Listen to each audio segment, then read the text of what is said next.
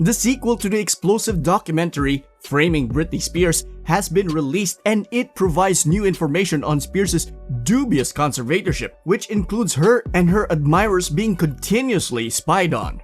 Let's have a look.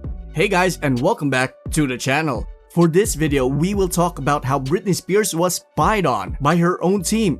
But before anything else, please leave a like on the video. Also, don't forget to subscribe to our channel and click the notification bell down below so you won't miss any of our future contents.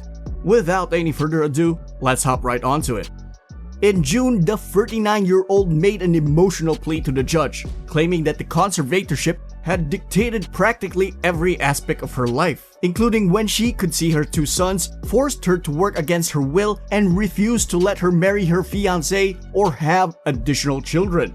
The New York Times presents documentary Controlling Britney Spears, which aired on FX and Hulu, shed more insight on how controlling Spears' management team could be.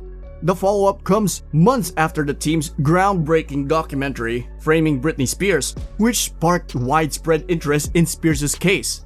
I've never spoken about what we witnessed. Tish Yates, Spears' former head of wardrobe from 2008 to 2010 and 2013 to 2018, says, "You know, we signed those NDAs and it has been hard to come forward knowing that there are people in her management that could stop me from making a living. But this is important, and this is a human life that has been tortured." Alex Vlasov, a member of Spears' security staff for nearly a decade, claimed that Spears' smartphone was continually monitored, including her browser history, images, text messages, and phone calls. In California, it's also possible that mirroring someone's communications without both parties' consent is prohibited.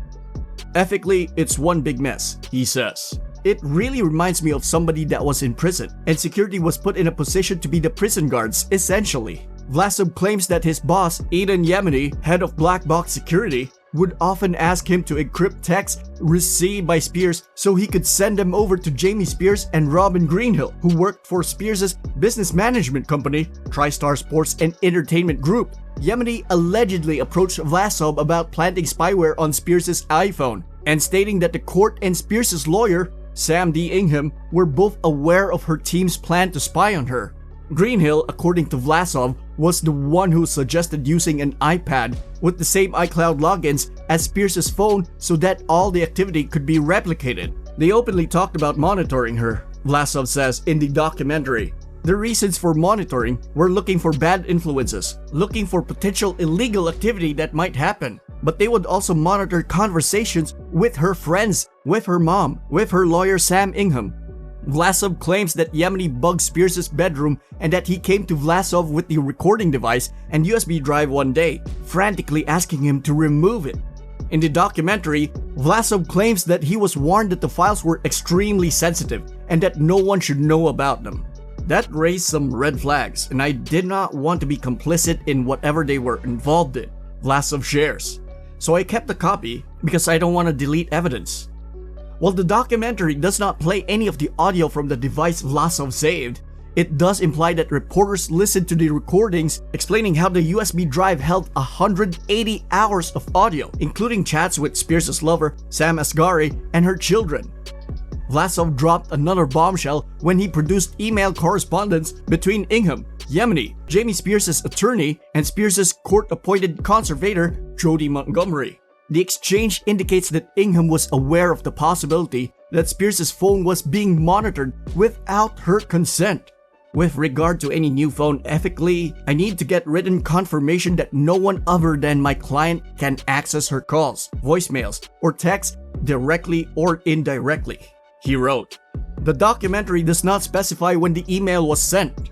In response, Spears' attorney, Geraldine Weil, responded, "Jamie confirms that he has no access to her calls, voicemails, or texts." Both Vlasov and Yates say that Jamie Spears would often take away Spears' phone for minor reasons, including when Spears communicated with someone he didn't approve of. Her own phone, her own private conversations were used so often to control her, Vlasov adds. "I know for a fact that Jamie would confront Britney and say, 'Hey, why did you talk to this person?'" The New York Times also obtained text conversations from Spears' phone from the time she was admitted to a recovery clinic in the spring of 2019. Spears stated in the court in June that she was forced to enter the facility against her choice. "I cried on the phone for an hour and Jamie Spears loved every minute of it," she said. The messages the New York Times obtained also backed this claim up, as Spears allegedly texted a friend, "My lawyer doesn't even work for me. Security is at the door 24/7. What do you think of Britney being spied on by her own team? Let us know in the comment section below. That's it for today. If you guys enjoyed the video, make sure to hit that like button. Don't forget to subscribe and turn on that notification bell so you never miss out on any future content we'll produce for you guys. We're signing off for now, but we'll be sure to catch you all in the next one.